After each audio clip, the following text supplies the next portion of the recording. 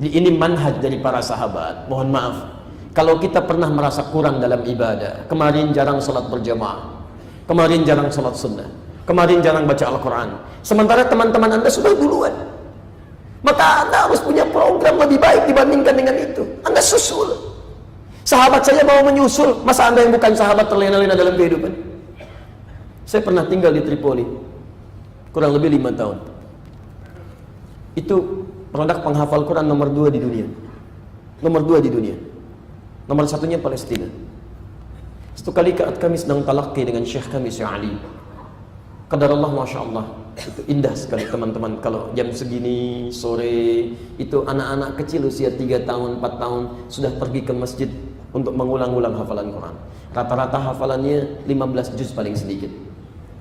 Kalau mereka sudah balik, belum hafal Quran, gak punya temannya. Gak punya teman. Saya di Libya itu preman aja hafal Quran, Pak. Preman hafal Quran itu, Masya Allah. Ya, taib. Saya lanjutkan dulu. Begitu kami sedang talaqi, tiba-tiba ada seorang anak kecil perempuan. Usianya kisaran 3-4 tahun. Anaknya cantik, luar biasa. Anak kecil bawa selang, Pak.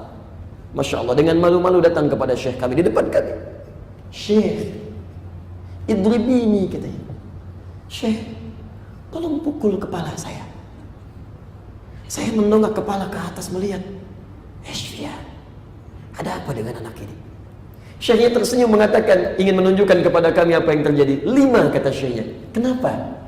Kata anak ini, nasit, saya lupa, Syekh.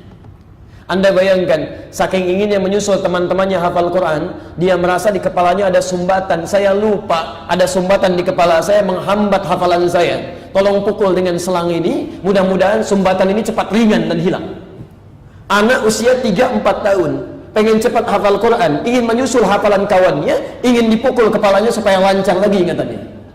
Anda diberikan 30 tahun, diberikan 40 tahun, sampai dengan hari ini jangankan menghafal, untuk baca saja Anda belum sempat. Bekal apa yang sudah Anda siapkan menuju Allah?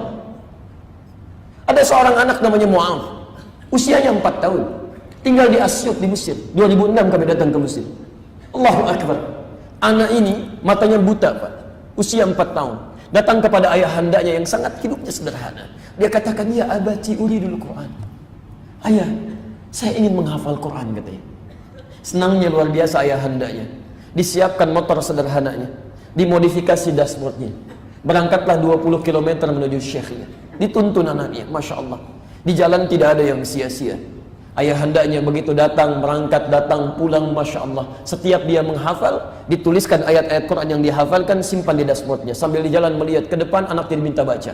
Di ayah anak ini di perjalanan, tidak pernah lekat dengan yang sia-sia. Semuanya Quran, Quran. Yang paling menarik, anaknya kemudian hafal Quran yang tidak bisa melihat itu, ayahnya yang mengantar menikmati hafalan anaknya. Bapaknya belum hafal, anaknya hafal. Yang paling indah, ini yang harus Anda ketahui. Saat hafalannya mulai tersebar dan viral di Timur Tengah dengan bacaan yang sangat indah, datanglah kemudian reporter dari Kuwait, ingin meliput keadaan anak ini, Mu'adh, yang luar biasa itu.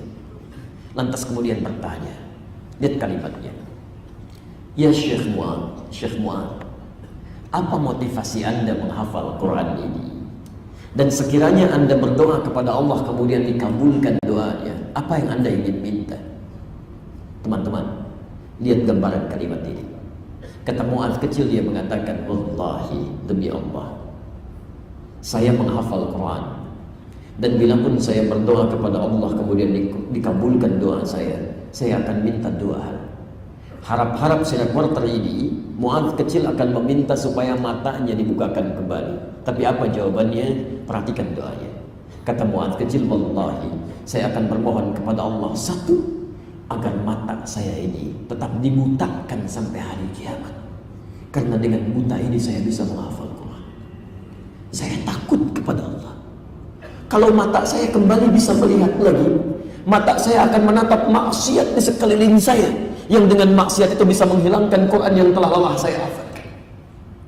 Anda bisa bayangkan, anak 4 tahun, mata buta, mensyukuri nikmat butanya karena tidak mampu melihat maksiat di sekitarannya, tapi dia gunakan untuk bisa menghafalkan ayat-ayat Allah.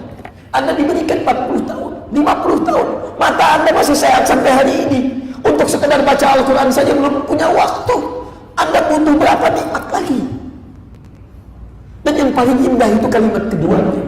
Perhatikan kalimatnya. Wallahi, demi Allah, saat saya kembali kepada Allah di hari kiamat itu, saat saya datang menghadap Allah sendirian di hari perhitungan, tidak akan ditemani oleh siapapun, bahkan tidak oleh ayah saya saat ini yang mengantarkan. Saya akan katakan di hadapan Allah, saat tangan saya bergetar, kaki saya bergetar, saya akan ucapkan, Ya Rabb, Ya Rabb, saya telah berusaha menghafalkan Quran sebagai bekal untuk saat ini. Kalau dengan Quran yang telah saya hafalkan belum cukup bekal saya untuk mendapatkan ridha-Mu, maka mohon ya Allah, kurangi hukuman saya dengan Quran yang telah saya hafalkan ini. Mohon kurangi siksa saya ya Allah dengan Quran yang telah saya hafalkan ini. Anak kecil usia 4 tahun, belum ada hisab untuknya, belum balik dia, berusaha menghafalkan Quran sebagai bekal pertemuannya dengan Allah, dan masih mengatakan, Ya Allah, kalau saya masih layak untuk disiksa ya Allah, maka mohon kurangi hukuman saya dengan Quran yang telah saya hafalkan ini. Antum saat ini diberikan nikmat luar biasa, usia begitu panjang, keadaan sehat, nikmat nyaman, mushaf ada, kelengkapan banyak. Sampai hari ini belum tersentuh untuk menghafalkan satu ayat saja dari Quran. Apa yang bisa Anda lakukan? Bukankah masuk ke surga kita harus membacakan Quran?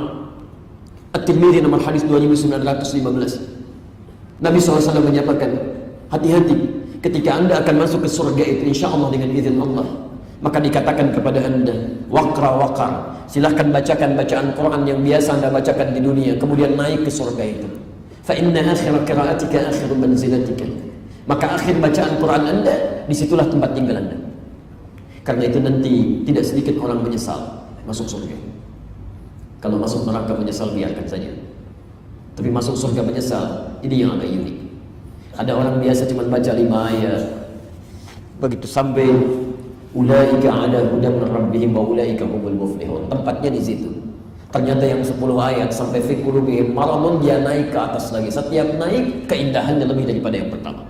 Maka yang 5 ayat menyesal, ya Allah kenapa saya tidak baca sampai 10 ayat. Yang 10 ayat menyesal karena yang 20 ayat sudah ada di atas. Teman-teman, perhatikan canda anak-anak di Palestina itu. Kalau ada anak sudah hafal Quran 30 juz, temannya baru hafal setengah Quran 15 juz, maka perhatikan candanya. Dia akan katakan pada kawannya, nanti kalau saya sudah ada di atas surga, kamu saya dadahin di bawah ya. Kamu saya dadahin di bawah. Pertanyaan saya, antum ada di mana? Ini poinnya. Ini demi Allah saya mohon sebesar-besarnya, mumpung masih ada